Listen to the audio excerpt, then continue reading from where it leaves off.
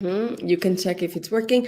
Hello, good morning, good afternoon, good evening, depending where in the world you are watching, and be very welcome to this very special session that we have today live with Orit Kruglanski, the author of Play Your Way to Better Eyesight. Orit, we've known for like 4 or 5 years, I think, and so we are both vision educators, and you are from Israel. You live in Barcelona, and besides being a vision educator, you're clearly a poet and a writer, and you have written several amazing books. Several of them on the topic of natural vision improvement. And I absolutely adore your book, I See Clearly. I think you have it around there. I don't, because I'm traveling, but it's a book that I own in Spanish. It's a beautiful book for kids to learn how to improve their eyesight by playing. And more recently, you have published this amazing book that I just read and loved also, Play Your Way to Better Eyesight, that is more focused for parents, right? Yes. Actually, the books kind of led to each other because I wrote I See Clearly, and it was really easy for kids to understand it. Kids just took it and played, and a lot of them improved their eyesight, and it was great. But then Mhm. I had a feeling that parents were kind of like, but wait, I don't understand. And I feel that parents, because they have this responsibility, they need to get more information so they can make an informed choice about their children's eyesight. So then I thought, okay, I have the kids covered, but the parents are lost. So I Yeah. decided to write a book that would explain to parents what they need to know in order to let their children play with the other book. So Absolutely. So this is what we're going to talk about today in detail. So if that's what you came for, you're in the right place, and we would love to know where you are watching from. So you can write in the chat. We always like to know. We tend to have people over 200 countries watching all the activities we do. So we always like to know that. And again, so if you came to learn about Play Your Way to Better Eyesight, a parent's guide to natural eyesight care and improvement, you are in the right place today. Before we go on, I would love to ask you to share with your friends and family, like right now, if you know that there's others around you who would enjoy this topic. If you know parents that have kids that have vision issues, you can send them to the link of wherever you are watching through WhatsApp or email or whatever system you use. You can also make sure you subscribe to our YouTube channel, youtube.com/clearsight method, and follow us on Facebook, because we're doing these kinds of things regularly, and we are recording this session. So if for some reason you cannot watch it fully, we'll tell you later where you can watch the full recording. So I have done the initial announcements, but there's going to be more information also as we go. So tell us more, Orit. Let's see. First, there's people from Seattle, Los Angeles, Mooresville, Indiana, Baltimore, USA. Great. Northern California. Great, great, great. So we have some 60 people watching live and probably a lot more afterwards. So you said you wrote this book because you needed for parents to be aware and understand what their kids would be doing, and they really needed to be informed so that everything would work well. Tell us more about that. so the book is called Play Your Way to Better Eyesight, and the word play is very important for me because I think we come to eyesight improvement and people ask, how much work is it going to be? And they come with this like kind of work mentality, both for adults, and I work with adults a lot, and for kids. They're like, okay, how much work do we need to put in here to improve our eyesight?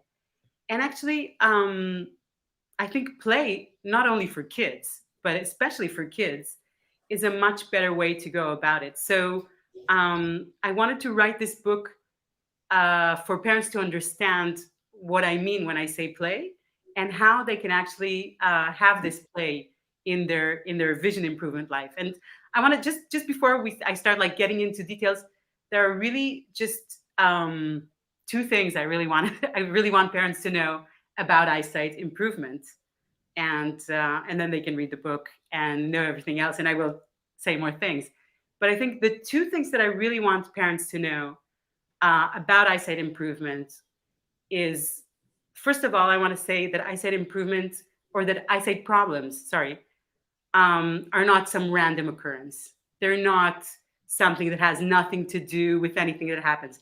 They have to do with the way we live our lives. And that is why there's such a big rise in eyesight problems in childhood right now, in recent years, and it's been going up and up, and it's predicted to go up even more. And I'm saying this not because I want to like parents to feel bad, but actually for parents to feel empowered, because there's things that we can do to improve our eyesight, and there's things that we should know about this like non-random occurrence. So the first thing I want parents to know about the non-random occurrence of eyesight problems is that eyesight problems are the symptom of something else, and they're the symptom of stress, of your child is not, they're not totally okay, not totally happy, relaxed in their life. And this is very important to know, I think, even if you decide to go like the glasses route. Okay. Mm-hmm. So once you understand that, you have a choice. You have a lot of choices, actually. Um, because when I was a kid, when I was like 7, and all of a sudden somebody noticed that I needed glasses, or that I couldn't see well, who knows what I really needed. Um, my parents were told she needs glasses, okay? So they were like, okay, we'll give her what she needs. But if Mm-hmm. my parents were given a choice, Mm-hmm. if my parents were told, maybe Orit's not doing okay, maybe she's not so happy at school, maybe some events at home are stressing her out, maybe they would have done something else. Maybe they would have thought about the glasses twice and taken me for a walk, or for dance lessons, or for therapy, or whatever other thing.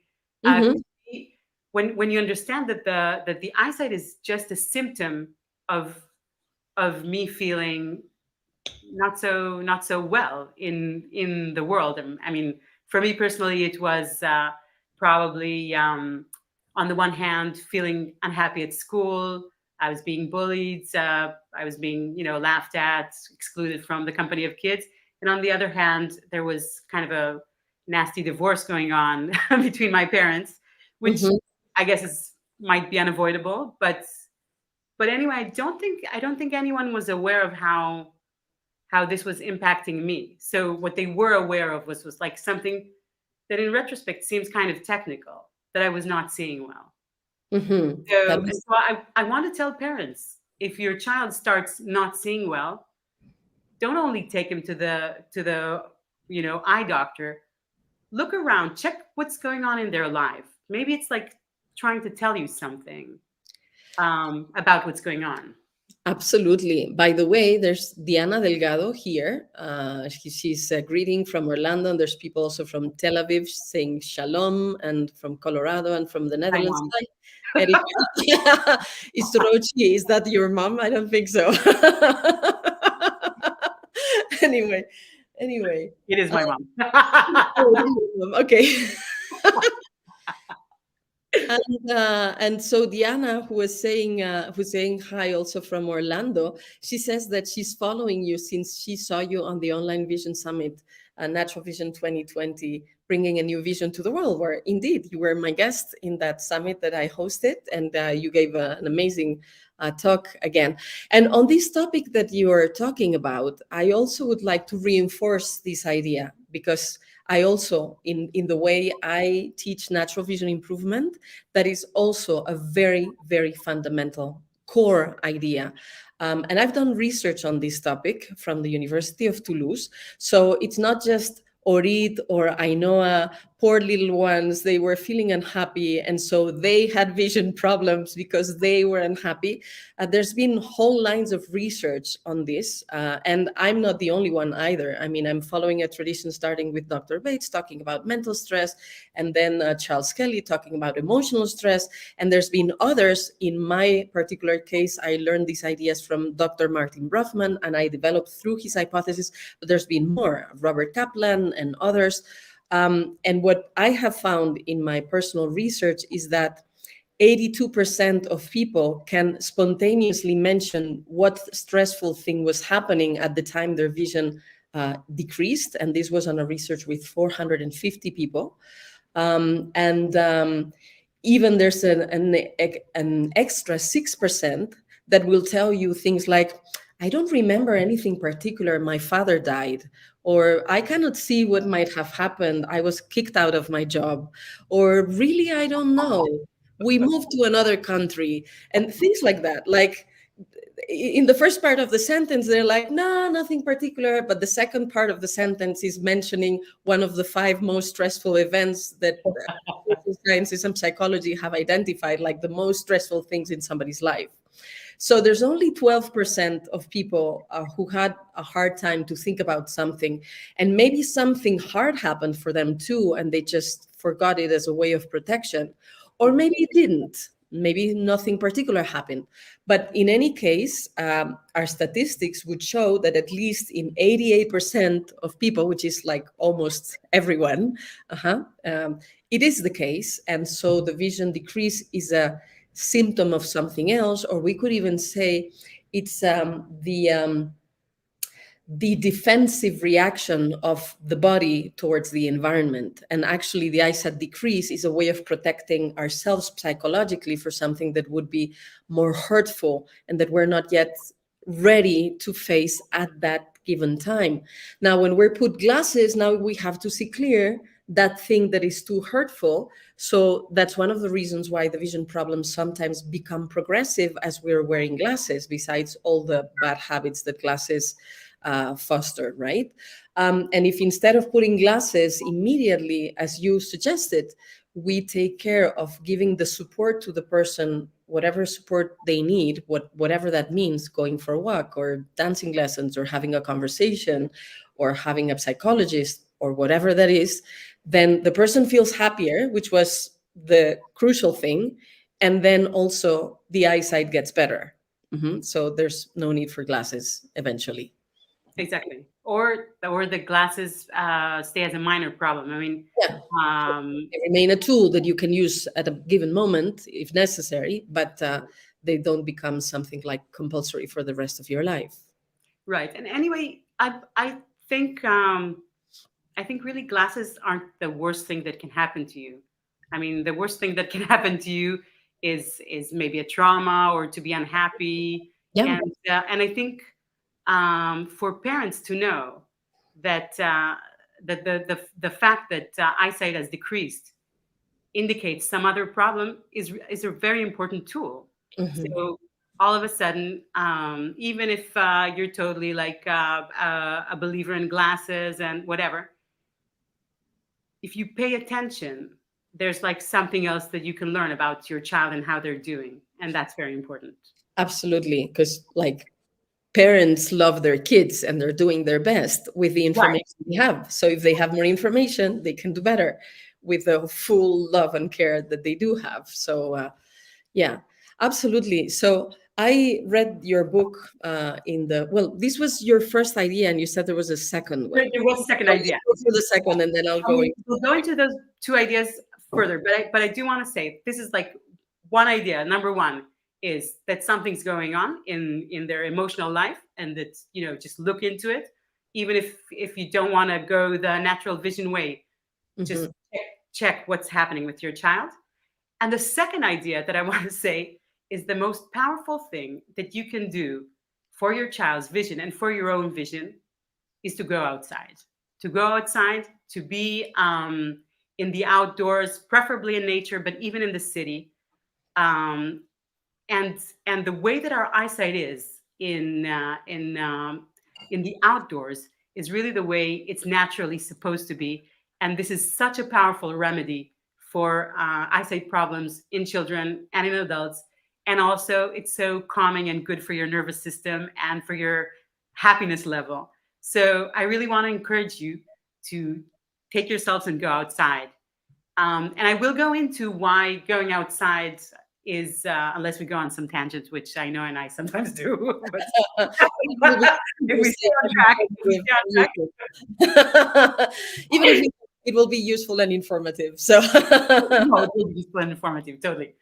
Yeah, Uh, but I will go into why going outside is such a powerful thing for natural vision. But just this fact, there's just this thing. Remember that it's an emotional, that there's something emotional going on, and just like take yourselves, go outside, preferably take off the glasses, and just hang out, walk around, just be outside, and that's already a very powerful cure for vision. And actually, there is statistics for that too.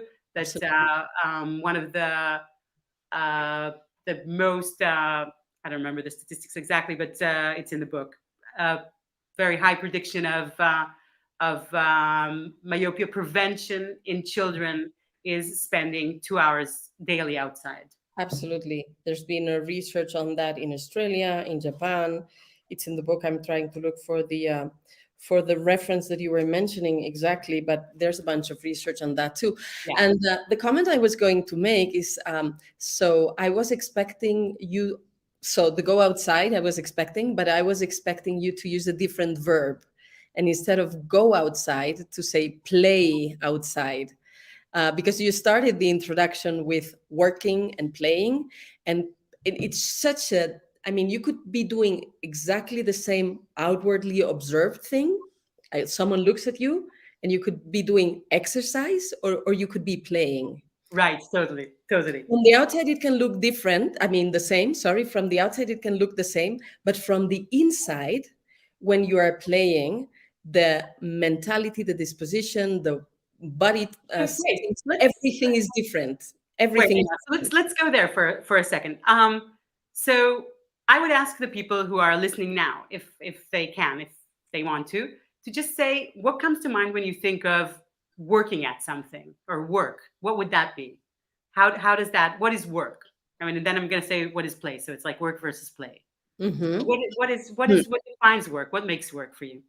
Well, while we wait for people to say something, because sometimes there's a delay, do you want me to go ahead and say what it would mean for me? So, Please. with work, there would be effort, and there would be, okay, doing, there would be some kind of expectation or deadlines. Deadlines. Mm, there would be like focus and concentration. Okay, what else would there be? It's hard. I hear also Teresa around. It's hard. Working on. Okay. And Erika is mentioning doing and playing is from the inside. So there's a shift. There's a twist to it. Shall we Mhm. go into playing? What would playing Well, be? so yeah, what would be playing for you? For me, playing would be fun, would be relaxed, would be curious, exploring. I would talk about fascination, uh, Mhm. and yeah, fun, curious, exploring, relaxed, fascination, yeah, playful, laughing, joyful. Yeah, that I would associate with. And time expands into it because you're just Time so into the expansion. flow that it could be 2 hours, 3 hours, who cares, because it's fun. Yeah. Right. So maybe when we talk about work, we're also doing something that seems important, that Yeah. has responsibility, Yeah. that has can be evaluated, can be judged, Yes. Mm-hmm. right? Maybe Juice. we're doing it for something. We're working towards something. Like Mm-hmm. maybe we're at work, so we're like expecting the pay, or we're working on our PhD, so we're like Mm-hmm. expecting a PhD. So It's yeah, like that's no like mind. Yeah. we're extrinsically motivated. The motivation comes from the outside. Yeah. You're not like, oh, I'm just gonna work. This is like For the sake for of a it. while here, Like, like let's work. Yeah. so, there's always like something that you want that you're trying to achieve, which is not the work itself, Yeah. Yeah. Yeah. Yeah. right? Yeah. So it's funny because actually the best way and the best or the way we learn Mm-hmm. as humans is play. Always. It's always play. So when you're born and you have like a lot to learn, so what you do is you just play, you just do things, and if you've ever watched children play, they're dead serious about it. This is no joking matter. This is no frivolous matter. a baby, when they are learning to walk, can just like repeat some motion for like an hour. You try to do that, you're it's very very tiring. And then somehow from inside, then they'll be like, okay, I'm done. They'll rest or be frustrated or whatever, and then they'll come back to it. But it's Mhm. really very very serious process in a way, but they're not working towards something. It's just an exploration. It's just something led by curiosity. And as you said, time expands. It's like infinite time. If you if you ever tried to get your children away from playing at something, and you said 5 minutes, we're done. We have An to hour go. later, they're still there, like, but you said 5 minutes. Right. It's been an hour. There's no concept of time. And Yeah. even if you actually come in 5 minutes and take them away from that thing, Mhm. from like climbing on I'm just like, I don't know why, I'm just like imagining one of these things that you climb on that looks like a rainbow, kind of like Mhm. a rainbow ladder. So if you come and take them away, those 5 minutes were not spent the same way an adult would spend, like the 5 minutes of like knowing how the time is ticking. Those Mhm. those 5 minutes are spent as if they were eternal. And when you come, they're like, "But mom, 5 minutes have passed already." Mhm. No, because they have no concept of it, and Mhm. that's because they're deep in play.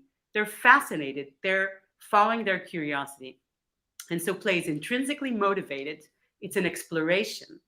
It has no evaluation. It has no judgment. It has no expectations in a way.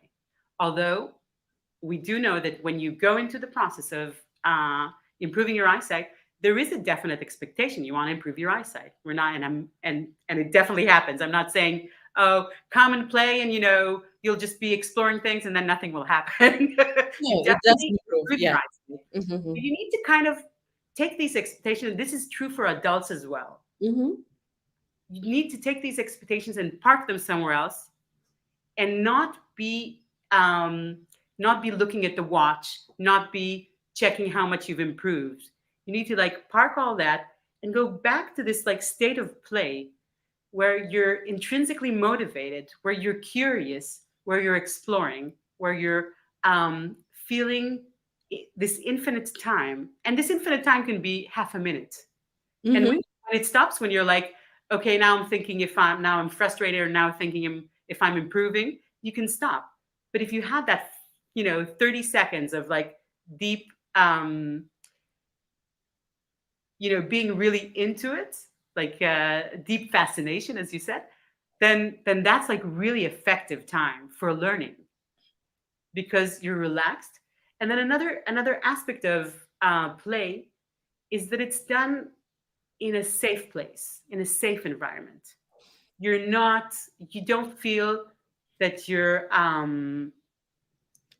subject to criticism or judgment, as Mhm. because it's like nobody's expecting this. Nobody knows what I'm doing. I'm just learning how to walk. I'm just learning how to talk. Nobody knows what I'm doing. Mhm. You're Mhm. coming from somewhere else. And then, okay, so there's this whole way of learning that's like the human way of learning. And then at some point they take you to school and they're like, nah, that's not a good idea. Look, how about you repeat this 500 times, or as many times as I tell you to, and that's like a good way of learning. And they were like, really? Okay. And then by the time we like come out of the school system, we're convinced that work is a better system for learning than play. But I say no. Play is a better system for learning, and certainly it is a better system for learning when you're a child. Mhm. I do think it's better when Absolutely. you're And there's whole lines of educational schools that have developed that, like Montessori and others. Yeah, and they work very well because they're based on the natural human way of learning around play. And for adults, it also works. It really works a lot better. My courses, I tend to attract older people, and I also encourage them to play. I mean, when I give them some ideas of what to do, but I always tell them the most important thing is not necessarily even what you do, but how you do it. And the first step is doing it by playing in that state of relaxation, fascination, curiosity, exploration. And if you feel like 10 minutes, it's 10 minutes. If another day you feel like 2 hours, it's 2 hours. It really has to be aligned with this playful attitude. So, And I love how you explain it, not just how you explain it now, but how you not only explain it, but you write it in the same way as you feel it. When you read the book, reading the book is a playful experience. I love it. It really shows that you had fun while you were writing it, and I it's do. fun to read it. And so it's fun also to apply it. And the invitation is really fun. So I was expecting, I was thinking that you would say, so number one, the vision symptoms don't happen randomly. They happen when something else is not going well. So you may want to have a look at what's going on in addition to whatever you do for the eyesight, whether it's natural or glasses or whatever you choose, but pay attention to what's going on. And number two, I was expecting that you would say, go to play outside. And I know there's more things that you could do outside than just playing, and they're also good. But because the playfulness is so present in your book, I thought that's the verb you would use. Well, I didn't use this because I feel we needed to have this like little conversation about what play is, because Mhm. people once they're educated into work, they feel that play is frivolous, it's not serious, and it doesn't get things done. It doesn't get results. Yeah. Yeah, exactly. So one of the things that I wanted to happen for people who read the book is that they understand not only what natural vision is, what things they should practice, or how to put them into play in their life. Now that we can use that verb, uh, but I wanted them also to know um, what kind of mindset you need to come with, and what kind of environment you need to create around vision for your child if you want this to be successful. Because I think a lot of parents come to us visual educators with their children, and they're worried, they're concerned, and that's great, because if they were not concerned, they would not be there. But Yeah, we care. Mhm. they have expectations. Mhm. They want to know how long it will take. They want to know how much work it will be. They want to know if we can fix their child. There are a lot of things that parents come with that actually, in a way, hinder the process of regaining eyesight for their child. And I wanted to give not only the information about what eyesight improvement is and how it works and how to put it into play, but also the information, or the context um, that is useful for parents to create, or to try and create around this visual improvement that they want for their child. So some of these things are the things that we already mentioned, like lowering expectations, or keeping your expectations to yourself, not judging, um, creating an environment that's all loving, an environment where there are no mistakes. I mean, I have parents, really, well-meaning, super parents come, and I'll explain the drill, the play, the thing that we're gonna do, and they'll like re-explain it to the child as if they're like already doing it wrong, and it's really concern in a way, but it's not helpful. Or Mhm. parents who come, and I like say, okay, now we're going to relax. And so, the lady said, relax, relax now. That's not relaxing. I'm not relaxed either. So you mean well, but we all need to like, to relax in a relaxed manner, if you know what I mean. Sorry, that was so funny. The way you said it, but and I see those things sometimes too. Yeah. Hmm. I mean, we're making fun, but it's just concern. It's really good intentions, and parents trying to do the best for their children, and Yeah. parents wanting their children to be the Yeah. best they can be. But Yeah. sometimes it's counterproductive. Yes, and here, if I may say, words have so much power. And if we would change the parents being preoccupied or worried by parents caring, I mean, Totally. the intention is the same, but there's something that's also different in the way that happens. And when we are worried that our kid will not be able to blah blah blah, we're already having the expectation that the kid will not be able to blah blah blah. Exactly. And And everybody wants to blah, blah, blah. I mean XYZ. I But would say the same thing, but yeah, but what I mean is, if we, and you do it very beautifully in the book also, if we are thinking in of the potential of our kids, and we are thinking of them, of how magnificent they are and the potential they have and all they can become, it, again, the intention is the same, but there's already a tweak in the emotion and in the attitude, and that tweak does wonders.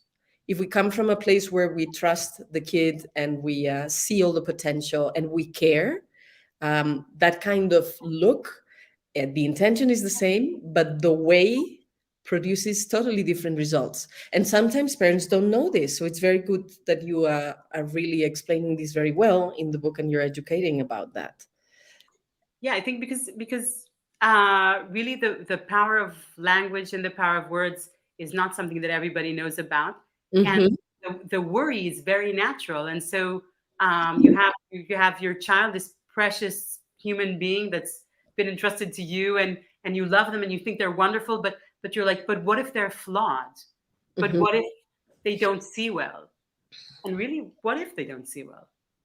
That's okay. Nothing happens. There's like, if the child is perfect anyway. It's like there's no problem, right? And you want them to improve, but you have to like help them improve from a place where there's no problem. Hmm. Hmm. There's not. There's nothing flawed, and it's kind of a tricky thing, but in a way, I think it's something that all parents feel, or most parents feel, that their children are wonderful, but they're just worried about the part that's maybe not da da da da, and then they magnify the part that's not wonderful. But maybe we can magnify the parts that's wonderful and just work on the or play on the parts that needs improvement or that want improvement. Hmm. So this is one of the things that parents often come with this worry, with this Concern. Yeah. preoccupation, with this Hmm. concern that makes them look at their child with critical eyes, Hmm. and that's not good for the process. Hmm. And that's not good for the process, not just for eyesight. I mean, we're talking here about eyesight because this is the topic, but it's actually a good shift of frame that will work, that will, yeah, do good for your kid also in other areas. Mhm. Yeah, I think so too. So, may I mention a few things that are popping up in the chat? Great. So Diana again is mentioning strabismus appeared when uh, my eye left began. Okay, strabismus in my eye left began when I was 8 years old during my second year of primary school. My grandfather had died under unexplained circumstances, and I had been wearing glasses since. And then at 52, I learned about Ainhoa's course, and then I understood why my vision symptoms were so. And yeah, and natural vision improvement and the clear sight method works because we go back to our childhood state of play. Great. And I know Diana has improved her eyesight a lot. Thanks for sharing. Hitendra, I hope I'm pronouncing your name right, says, I taught my daughter a lot by playing maths, English, and all subjects because when I told her revise your timetable, she got a lot wrong and she didn't enjoy it. But afterwards, I decided to play maths, and I'm sure that that worked a lot better. And there's a couple more comments that I think you will love. So Erika is saying, maybe as parents, we can embrace our own inner child as we're playing with our children. Yeah. And Freddie is saying, how do we make eye exercises play for children and adults? So maybe you want to take it I'm from gonna I'm gonna take that one. That one's great. How can we make eye exercises play? Um, well, first of all, for children, there's not such a distinction between play and things that are useful. I mean, if you've seen like your 3-year-old with the broom sweeping the floor, you're like, oh, wonderful, she'll be cleaning the house forever. No, she's just playing. So it's very easy to get children to play at anything. And actually, one of the inspirations for my first book, I See Clearly, ding, was the stories that Bates tells about children who come to the clinic. He teaches them the same eye drills that he teaches adults, which is, look at the chart, look at one letter, then the other, la la la, just palm, whatever. And then the children take it and they teach it to their friends as a game. They're just like, hey, we're going to play now at eye improvements. And children just take anything and turn it into play because that's how they're practicing, being part of society. That's what they're learning now. And they're just practicing it. So actually, it's not so hard to make anything into play for children because they're ready to play. You're like, okay, let's pretend now that we can see the numbers on the board, and they'll pretend. It's not a problem for them. But also in the book, I explain as I go through the principles, I explain which games. I mean, our society is very highly visual, so most children's games have very strong, very good, very helpful visual components to them.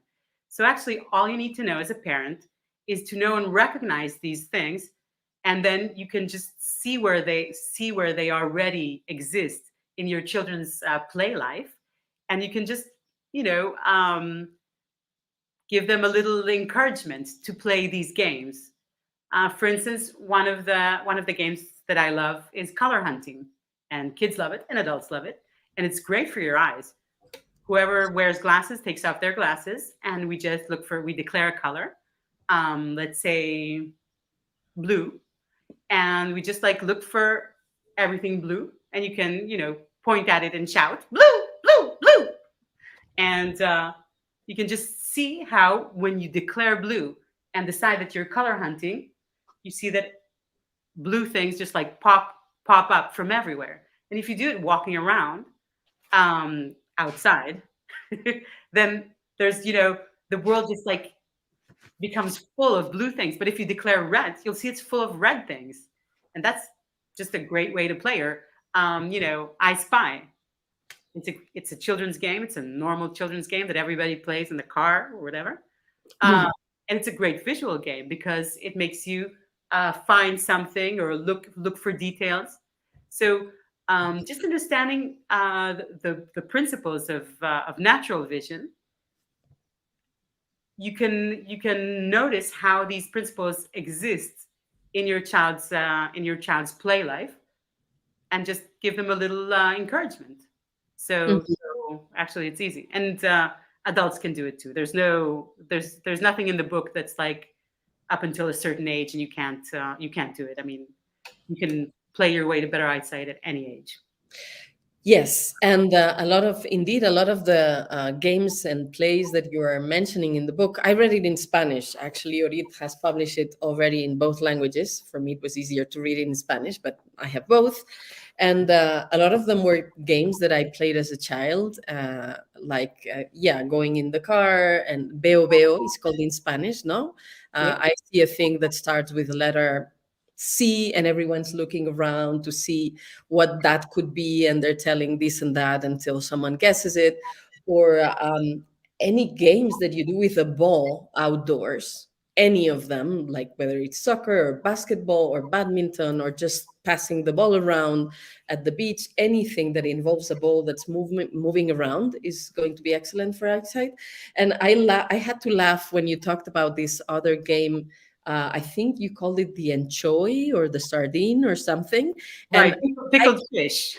what was the name? In English, I called it pickled fish. In Hebrew, it's called achat shtayim shalosh dag maluach. In Spanish, I knew it caraví carabá. 1, 2, 3, caraví carabá. I look now, and people have to freeze. Yeah, and in France, I lived for a long time in France. Now I don't recall the name, but they also play it, and it also has like the little song that goes with it. And we've all played these games, and they're amazing. They're really good. They're really, really good. Hmm. So I wanted to go back to like going outside, and just to go over like the principles of natural vision and how they're present in just going outside.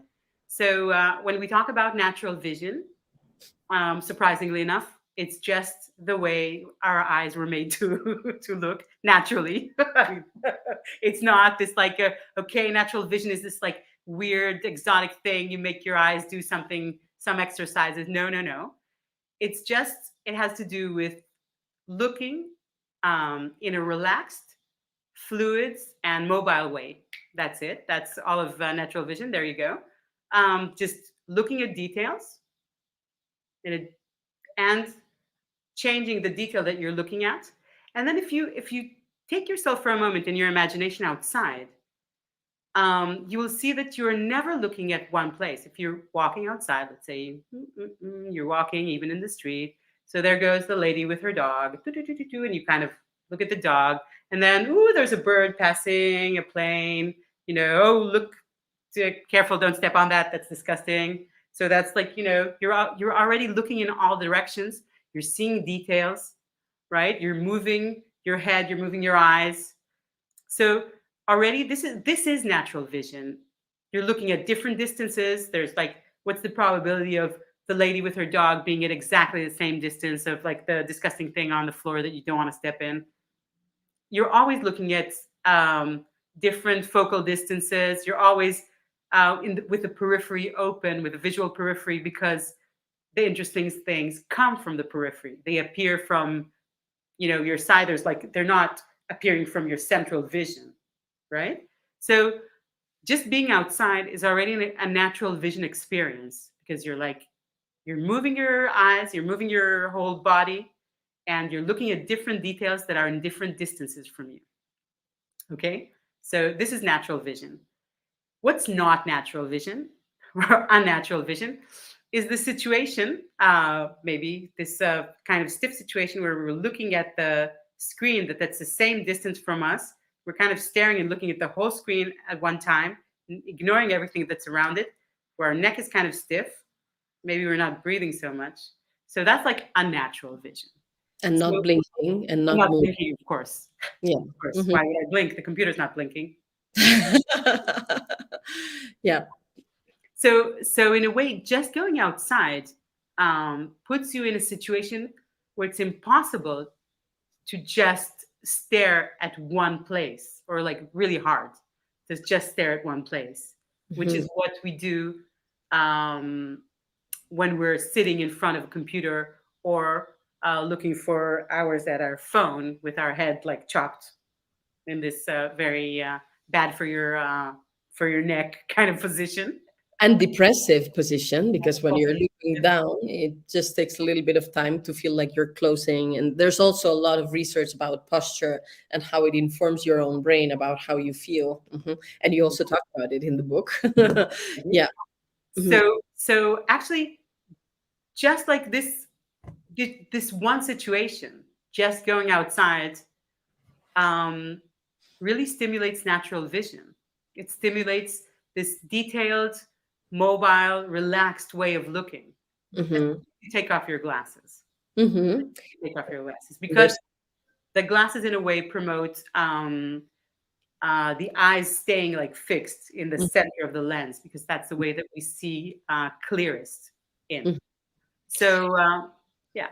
And outdoors, there's lots of things to look at different distances, and there's natural movement happening, stimulating the periphery, and there's more contrasting situations, and everything that will include diverse stimuli and contrasting ways of seeing and looking is going to be good for perception and eyesight in particular. So naturally, we have the things that we need to see well and look well when we're outdoors a lot more. Absolutely. Um, I don't know if you want to continue on this outdoors and nature and natural vision improvement, because I have like a pearl of a comment that can give another impulse for the conversation to continue. Yeah, And I go. love it because you talk about it so beautifully and so kindly. The Spanish one, the English one. Stephanie has made such a relevant comment. She says, "When I was 4 and I was diagnosed being blind in one eye, they would patch my other eye, and I was to color, but I felt like I was being punished. What if someone had sat with me and made it fun?" Absolutely. What if the whole family had played pirates together? That would have made a full difference, a complete difference. And you described this so nicely. I would love for you to talk about it. Well, the patching of the eye is one of my pet peeves in a way, because really the way the medical or the medical profession goes about it is very technical, and actually it's something very emotional, because even if you don't think of an eyesight problem as an emotional problem, which I think you do now, let's say you have one eye that can see well and the other that can't. You take away the eye that sees well, you're leaving this person, this little person, your child, in a defenseless situation, and then Vulnerable. you're just like, okay, go and play. That's that's that's cruel. I think that's terrible. And actually it's not effective. Most Mhm. of the people who have had their eyes patched when they were little and just sent off to like do whatever, have not regained their binocular vision, have not been able to use this eye in a very effective way. And in a lot of cases, they hate their eye. They have like a really bad relationship with it, which is maybe going a bit more deeply into the emotional side. But as visual educators, we know that it's very important what kind of relationship we have with our eyes, and even what kind of relationship we have with glasses. So there's a lot of tension that people put into hating glasses, or hating their eyes, or thinking that their eyes are bad, terrible. And that's again going back to the language issue. Mhm. Um, is not good for improving your eyesight. It's it's actually counterproductive. Mhm. So anyway, all these like well-meaning parents doing what the doctor said, patch their children's eye up and just send them off. But I find that if a parent tries themselves to patch their eye, they notice how strange and uncomfortable it is, even if their both eyes are equally good, and even if they don't need any glasses, they see perfectly with both eyes. All of a sudden, having only one eye to look through is uncomfortable. And as a parent, if you don't try it, you're like, the doctor said this must be okay. Go out and play. I had this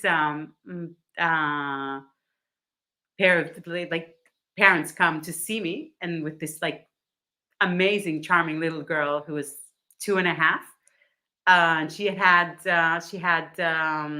was born with a cataract, and it was operated on, and they were patching her since she was born, basically. And they complained. They were like, she always takes it off from the time that she can use her hand. She's been taking it off. And I was like, of course, why not? That's like the normal reaction. Any person would do it. If something's like limiting you and you don't understand why this is happening, you can take it off. Of course, you're going to take it off. Thank God the girl is normal. The girl is like, has sense. And then I explained all this thing about the moment of patching being a moment that we share, and being an especially loving moment, being an especially uh, careful moment, a moment full of care. And I could see the father was like, kind of like thinking the doctor said something else. This woman is whatever. and and the mother was kind of like waking up to it. And then the father said, "So you think we shouldn't punish her when she takes off the eye patch?" And I was like, "She's 2.5. Why are you punishing her? Why are you doing this?" And it's like, and then I knew at that moment that these people would never come again, never come again to see me. And then I decided that instead of trying to teach them eyesight improvement, I'm going to save this girl from some trauma. And I just sat there and I looked at the mom, and I explained to her how her daughter is going to feel about her eye and about this whole process when she grows up, in addition to it not being effective. And I'm like, she's going to hate it. She's going to remember it. She's going to remember being punished. She's going to remember that everything to do with having this eye see was negative, unpleasant. She was bullied by the kids. Her parents were not with her. Is this what you want for your child? And I think maybe the mother later woke up, but it was a tough case. But it really impressed me so much. I was like, um, doctors have so much authority on us. They have so much, like, weight, their word of how we do things, that people are totally not listening to their most basic intuition and feelings about how they want their children to be. I mean, who would punish a 2.5-year-old child who's basically taking off something that's really, really uncomfortable because it's not letting her see well? If she can't understand and she's not being explained and nobody's like with her to say, hey, we're gonna take care of this eye that doesn't see so well. Let's invite it to play. Let's be with it all together and just like do something you love, to invite this eye to come out, to invite this eye to join the vision game. Just like you would try to entice a very shy child that's in the corner not wanting to play. But Mhm. rather they're just like boom, boom, get out there and play. Oh my God. My God, my God. Really terrible. Yes, I am part of the exceptions of and the lucky ones, because I was born with strabismus and an amblyopic eye and a lot of myopia, which isn't common. I usually kids have hyperopia. Um, um, but I was fortunate on the one hand that my parents asked for something when I was only 6 months old. This was from birth, really. And my grandfather was a medical surgeon and he knew all the good specialists in the country. And my parents went to see an ophthalmologist with me when I was 6 months old. The lady was surprised that they would bring me in so young, but when she saw me, it was like, you really did well. And she did advise that they would patch my eyes for 1 hour each in the morning and in the afternoon. For 4 hours a day, I had one eye that was patched. But because I was 6 months old, I wasn't going to school yet. So I couldn't experience any bullying or anything weird looks from the outside. And I know that my parents were very playful with me. Like they would take out puppets and sing songs and made me look things and had mobile things around me. And so I know of this because they tell me at every birthday that this happened. So it became something like core in my identity. So one of the things I've known every year was that one of the first things I did in life was improve my vision. So I've known forever that it was possible to improve your vision.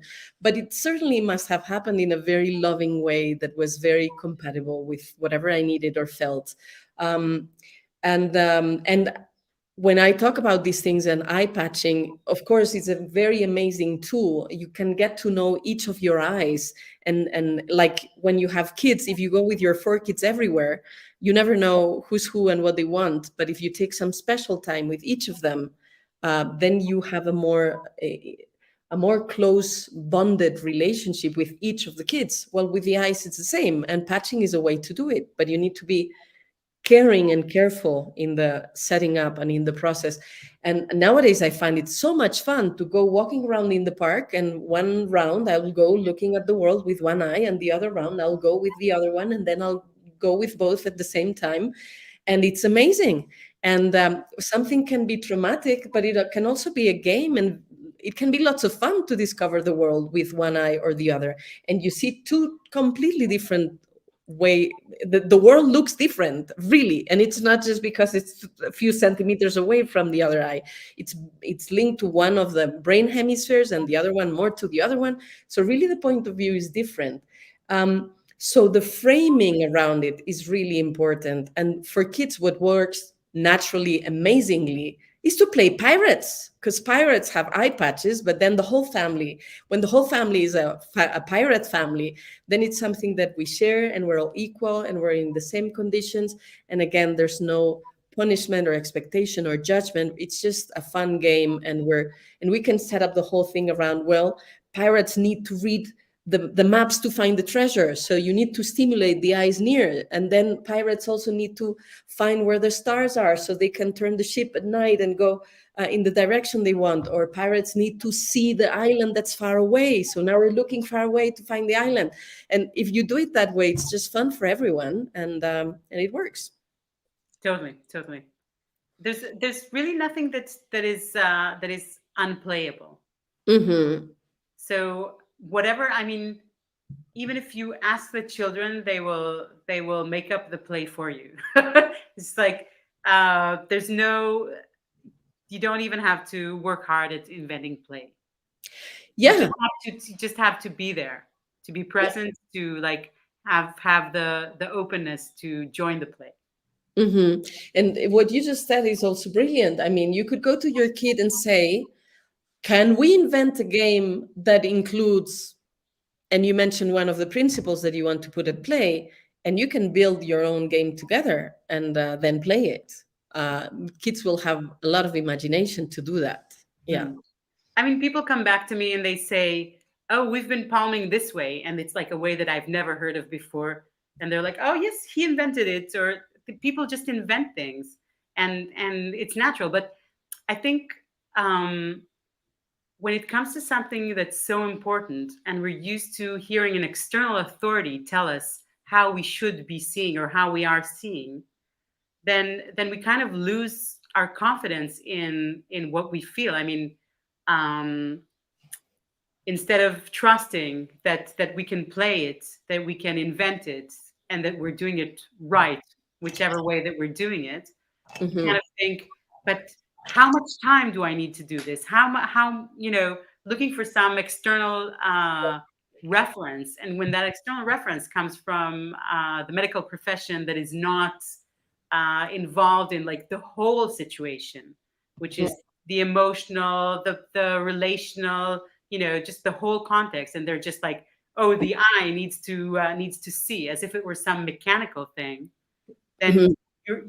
you're scared. You're like, okay, the doctor says it has to be an hour. What if after 45 minutes you're tired? What if you don't want to do it today? What if tomorrow you have like 2 hours of amazing pirate fun and you don't want to stop?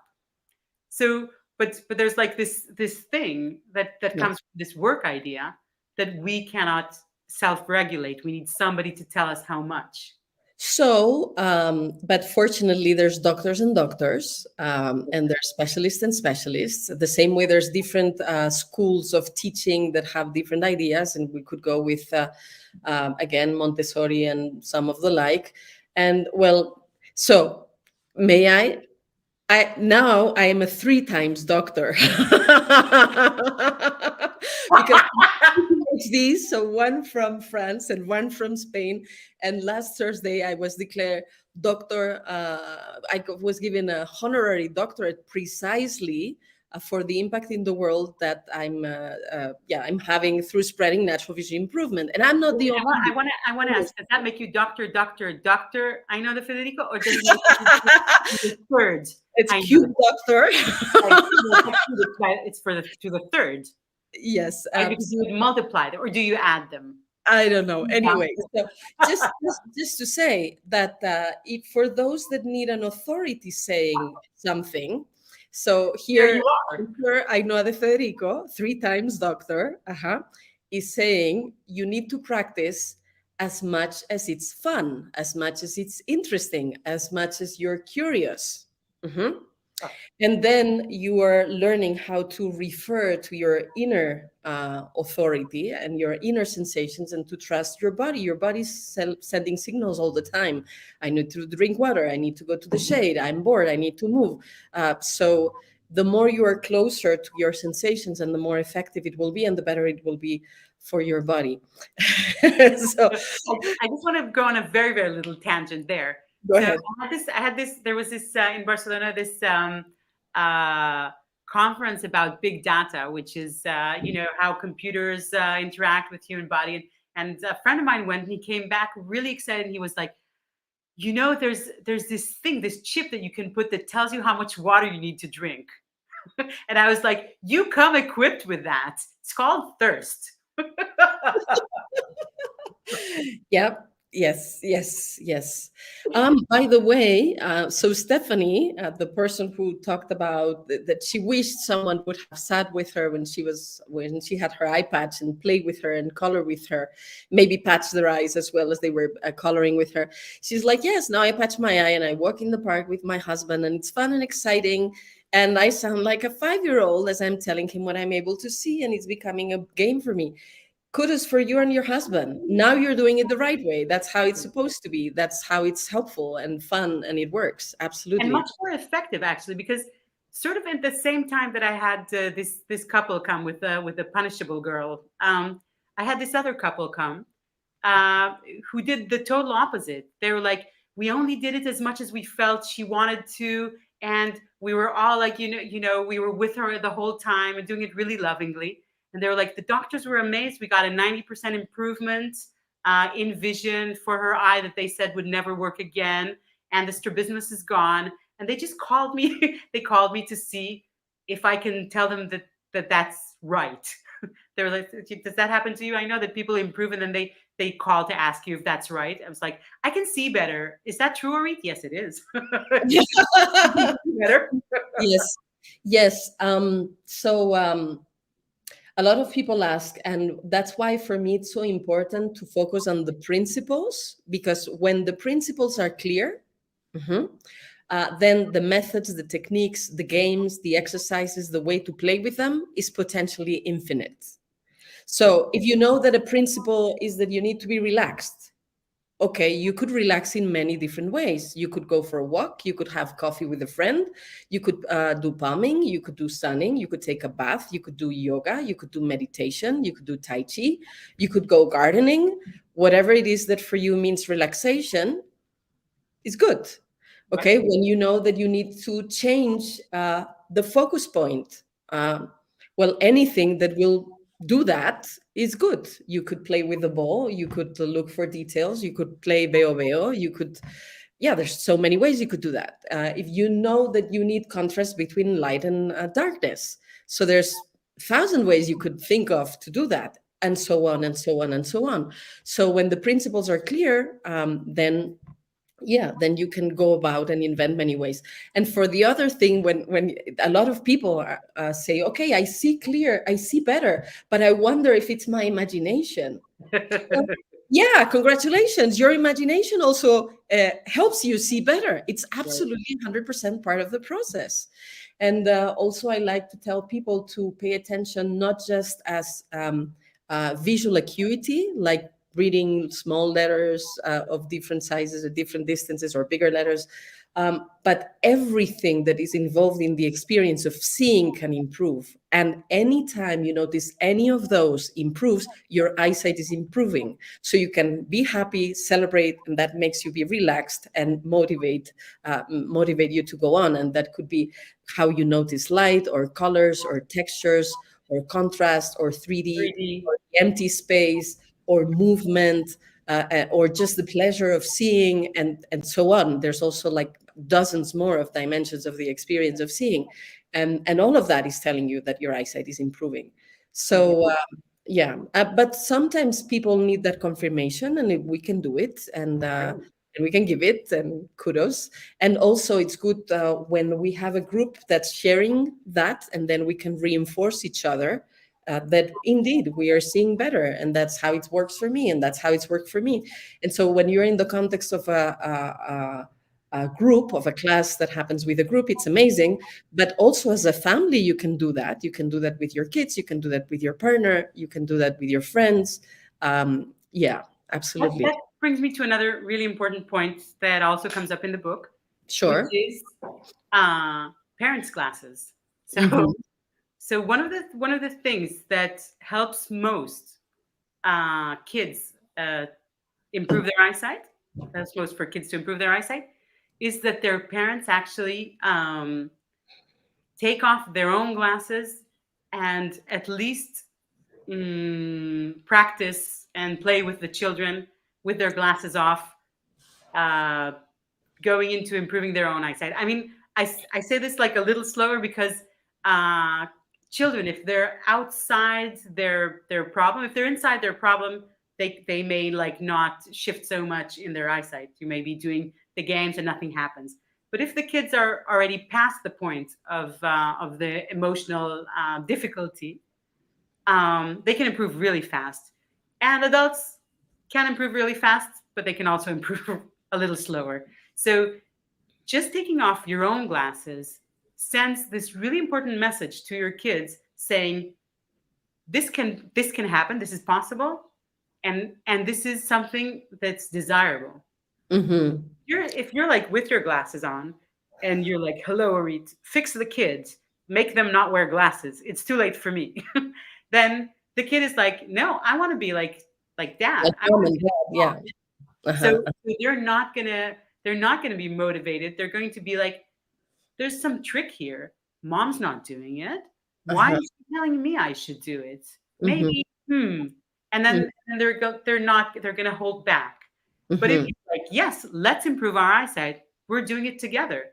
And you take off your own glasses and you play with it, go into it, you will improve your own eyesight, maybe not at the same speed as your child does, but you will certainly, it's very, very important that you be part of this process and not like behind your glasses observing it. Yep. Again, there's like whole lines of psychotherapy that talk about systemic processes and family constellations, and kids do things in like modeling and imitating their parents out of love. So if you're wearing glasses, your kid is going to want to be like you, and model you, and probably the kid is also modeling your own stress in different parts of your body, and that's why a lot of symptoms are being hereditary, are transmitted in the family, not necessarily because of the genes, sometimes also, but because of how people are feeling, thinking, behaving, being, and then the other generations keep copying it. Right. In the same way that you talk similar to your parents, you And you learn speech from them. and you have habits, everything. I used to have a mentor also on the that used to say that there's three ways in which you can influence and teach someone something: by example, by example. Let me guess. And that's even stronger with your own kids. Yeah. So they're going to model what you do. So you can go first, and that's the way to lead. And that's why you wrote this book, right? So that you can Exactly. show the context also for the other one that you can show, because I don't have it. Yeah, Perfect. show Right. the clearly.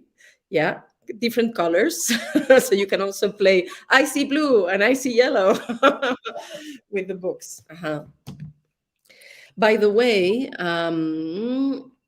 Diana was saying, I wish my parents would have met someone like you, Orit. Going to school with my patched eyes was really traumatic. Yeah, I can imagine. imagine.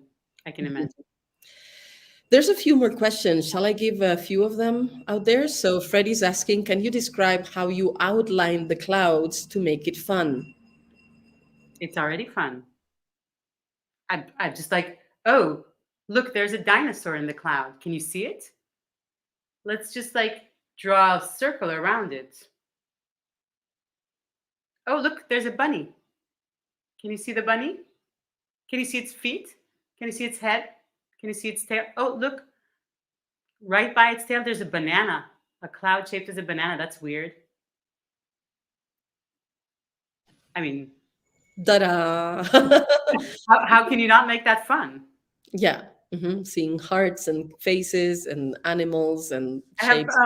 actually my mom, who's probably watching us right now from Israel, likes to sit by her window every afternoon and watch what she calls the zoo.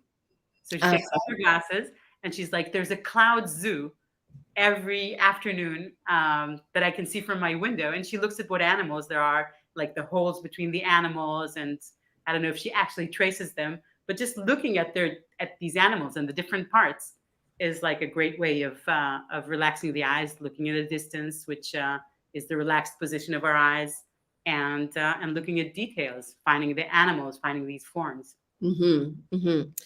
Okay, a few more. So Diana herself saying, nowadays I practice natural vision exercises with patches and I have overcome those painful childhood experiences. Yay! A friend of mine says that it's never too late to offer yourself the childhood you always wished for. So absolutely, great for you. Absolutely. And she's also enjoying your talk very, very much and thanking you.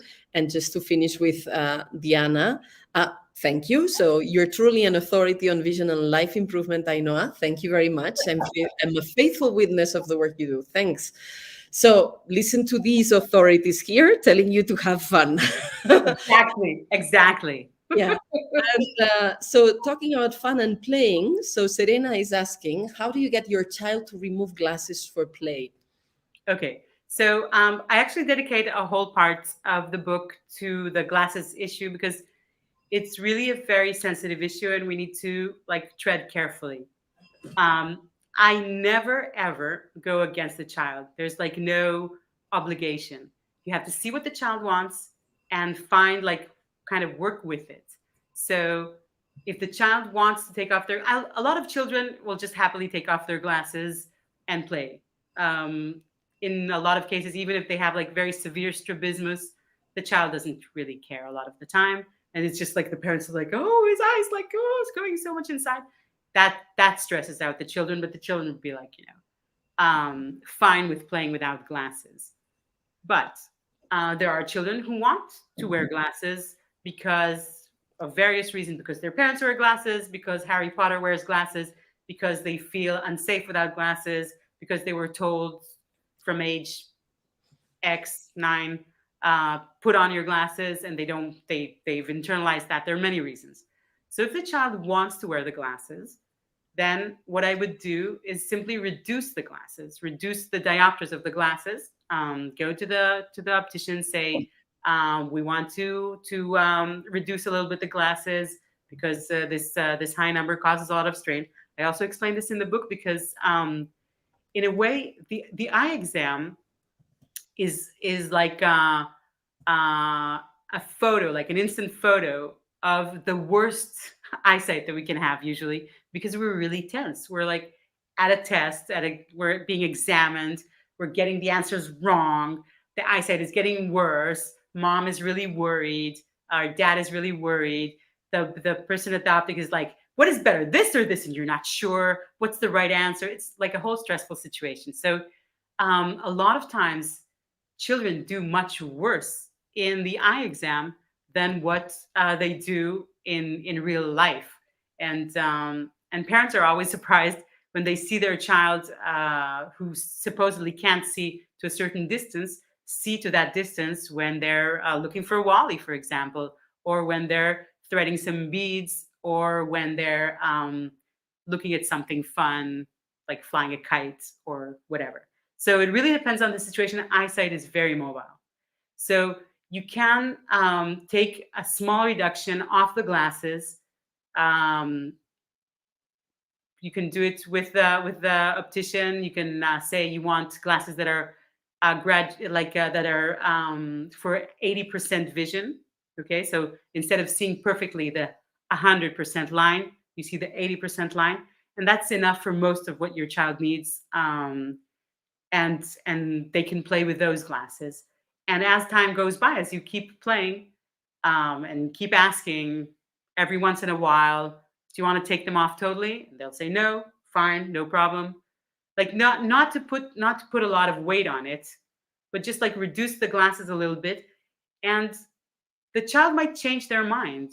And if children just want glasses because of Harry Potter or because you wear glasses and they have no visual problem, I do suggest you get them the glasses, even if they're like fake glasses with zero diopter, lenses Or no glass in or just no the thing. glass. Just like, yeah, just like the thing. And then a lot of kids just play with it 5 minutes and then just like toss it. But I know from adults that a lot of children who wanted glasses as kids and didn't have the visual problem to justify it made it happen. So, and they're like, "Oh, I'm so sorry about this now, but when I was a child, my sister was wearing glasses and I really adored my sister and I wanted to wear glasses too, but my vision was good. And so I kept going to this test, and then I kept going to the eye exam, and finally I got it. And now I can't reverse it. so Yeah. so it's better to like go with whatever the children want, because that's the most relaxing thing for them. Yeah. So I mean, sometimes parents take the typical put on your glasses and turn it into take off your glasses, but they're both in a way as um, Harsh and as hard. intrusive. Yeah. Yes. So it's like let the child regulate themselves. A lot of cases, I tell people to tell their children, put on your glasses when you need them, and then the Hmm. child will decide when they need them. So probably they won't want to go to soccer practice with them because glasses are really annoying to run with, and Hmm. that's good. But Hmm. maybe they want them in class to not be like, what's on the blackboard or whatever. So Hmm. And which is exactly what I tell adults when they enter a process of vision improvement. I will tell them, as much as possible, remove your glasses, but use them whenever you need them to be functional in whatever you're doing. And as you're improving, you'll notice that you'll need them less and less. And in the meantime, there's also like the pinhole glasses that you can use in certain occasions as a substitute and a training tool.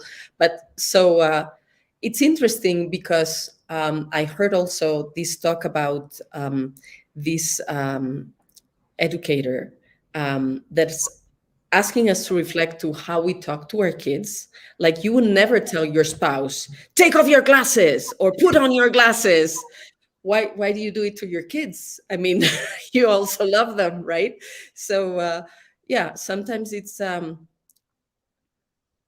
thinking about this trust that we can place in them and being and just adding an extra dose of love and care in how we suggest and invite uh, to whatever experience that we want them to join us with or that we want to join them with.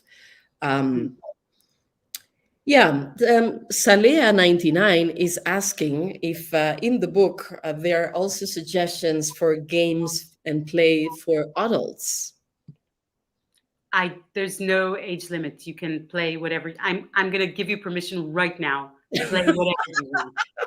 Do not let anyone, laugh at you, anyone tell you what to do. I play games that say 3 and up, I'm up. You know, I just I just bought this game that's like a puzzle that I really like. I have toys. Uh, just play whatever you want. The Yeah, games have no age limit. that's what I was going to say. It becomes a game and it becomes play as long as it's fun. So that should be the criteria for you to do that activity and consider it a game or and play. If it's fun for you, then that does it. Uh-huh. But this being said, the book does have a number of suggestions of things to do that would follow natural vision improvement principles, and there are suggestions for games and plays. You have a number of them, and they're organized in sections, Yes. like things that For you can every do with principle, I light. have some examples of games. Yeah. So you have things, for example, to do in the dark, to do with light, to do with movement, to do with peripheral view, with yawning, blinking, and breathing, looking far. There's a number of games and suggestions of activities with that, yeah, for each of the principles of natural vision improvement. So you can find a bunch of them in the book, Salia. And there's plenty of people asking also. Maybe we can give, so we've been together already about an hour and 20 minutes. Maybe we can give It them, goes so fast. I know, because we And were having fun. We were playing together. Yeah, let me show a number of links where people can find things yes. to make sure. So, if you want, if you somehow came in halfway or didn't see the whole thing, we are sharing the recording of this session that we're having through this page, clearsightmethod.com/better eyesight for kids. So you can find it there. In that page, you will also find a button leading to this other page, which is Orit's page, Orit Kruglanski. Well, it's a very long, so I'm not going to read it, but you can see it there. And in this page, you are going to be able to find the way to, if you are interested, buy Orit's book, and also leave your email, so you can be informed of other Orit's activities and courses and classes that you may take. Right? You're Actually, there's I wanted to offer to the people buying the book a free training, just another session with me that would help them implement these games in their daily life. Would go through like the concepts of the book, and would go through like the games and activities that we can do. And so if you buy the book, you can just put the Amazon order number and your email, and I will send you an invitation to this free session. So you can either buy the book on Amazon or buy the book through my link, the ebook version, and you will get an invitation to this event that will go into more details about the practical stuff and how to put it into your life. So, yay, I'm coming because I have the book. So of course, you're so